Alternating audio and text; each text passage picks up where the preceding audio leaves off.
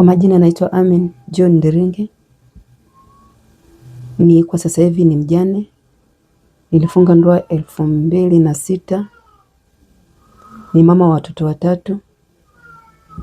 Mume wangu amefariki 2002 mwezi wa 5 tarehe 7.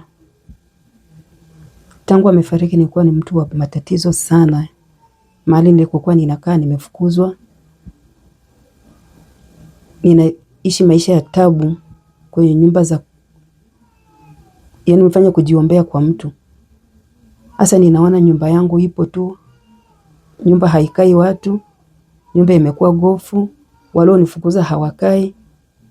Nilikuwa ninaomba msaada kama ninaweza kusaidika, serikali inisaidie. Nipate mahali pa kuishi. Maana kile nikitaka kurudi pale kwenye ile nyumba pale ninatishiwa kuuawa. Naomba serikali inisaidie. Wengine nani wanakufukuza? Na ilikuwaje?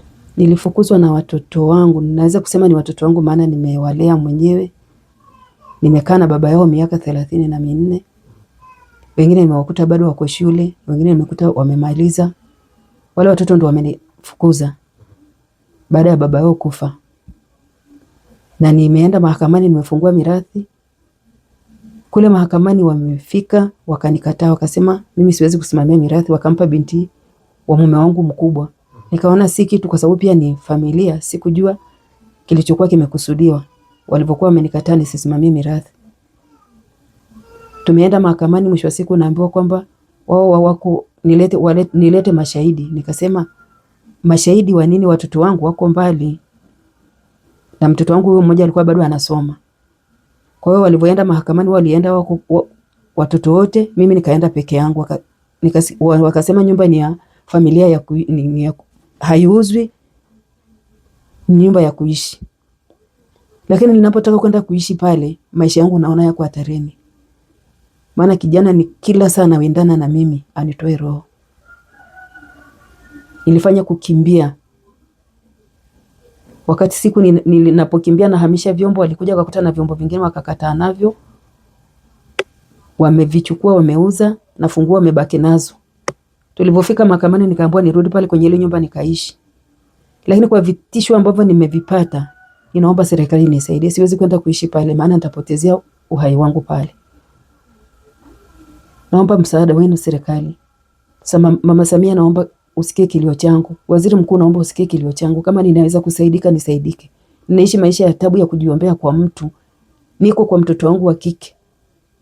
Muda wowote, saa yoyote, kile ambacho kijana mke wangu anataka kumwambia mtoto wangu niko nao hapo. Na najisikia aibu na nyumba yangu iko imekaa tu.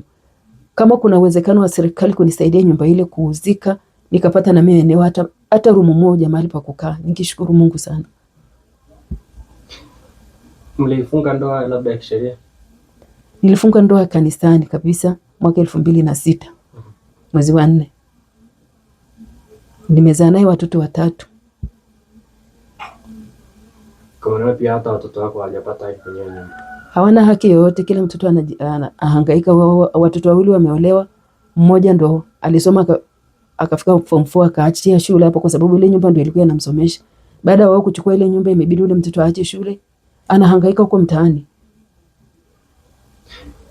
Changamoto ni kubwa kiasi gani sasa kutokana na hali ambayo unaishi nayo? Changamoto ni kubwa kwa sababu nyumba ile ndio ilikuwa napatia hapo kipato. Nyumba ya mume wangu ndio tulikuwa tunaishi. Tunafanya kufuga pale. Tumepokea kodi ya nyumba. Kwanza mwanaume ameondoka, mimi sina kazi, siruhusiwi kurudi pale. Wapangaji wamefukuzwa, hakuna mpangaji tena pale. Kwa hiyo nimebaki mimi ni wa kuhangaika tu. Leo nikafue kwa mtu ndio nipate kitu ya kula. Sina msaada wa aina yoyote. Au basi hao watoto wangu wanaobangaiza huko wakipata ndo tule, wakikosa ndo hivyo tuendelee na maisha. Maana nao wanalea watoto wao. Huwezi kwenda kumwambia mtoto aache kulea mjukuu, akulea wewe mama. Hali yako sasa katika kujitafuta hivyo na kutangatanga huko na kule ikoje? Unadhani kitu gani kifanyike pia ili uondokane na changamoto?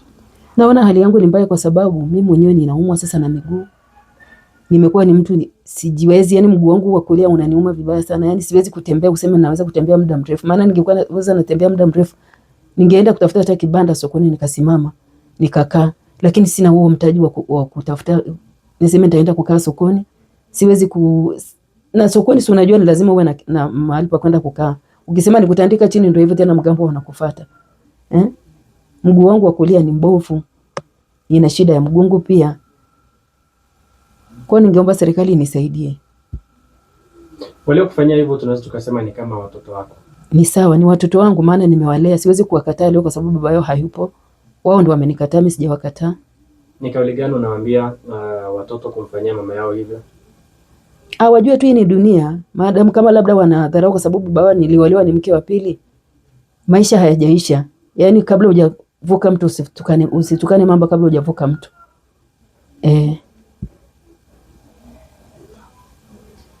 Nimemkuta tayari kishaolewa.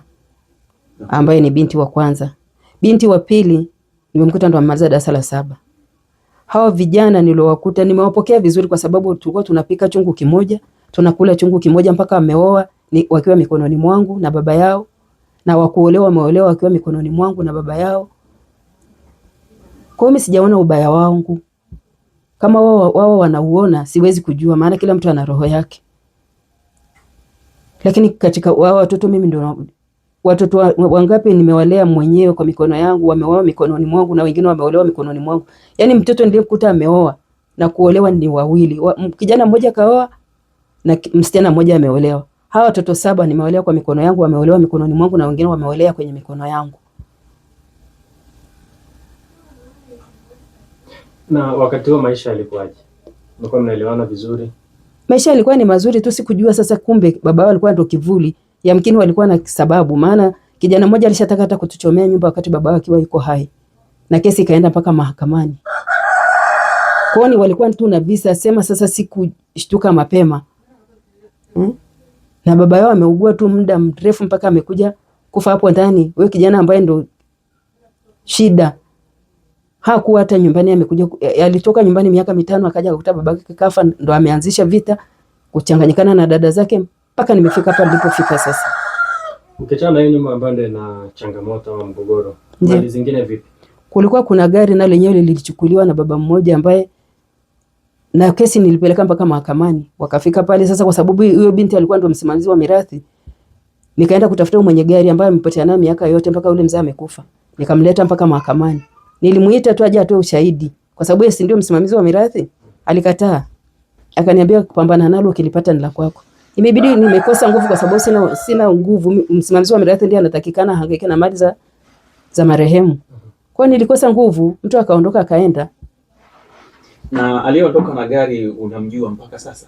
Ninamjua ila ni shida sana kumpata maana nilienda kumkamatia Same kwa kutumia mwanajeshi. Na gari injini akaileta mpaka pale kituo cha polisi.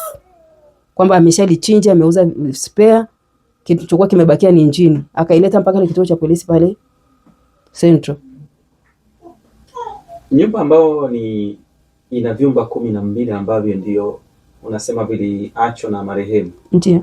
Kwa sasa viko katika hali gani na katika eneo gani?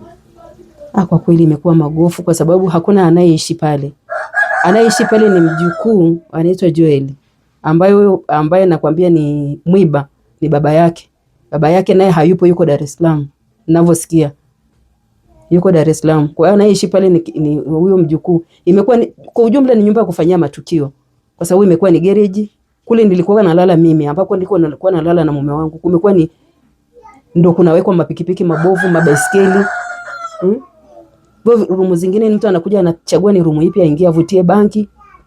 Matukio mengi tu yamefanyika pale. Na nyumba hiyo iko katika eneo gani hapa jijini Arusha? Iko Mianzini. Sio mita 200.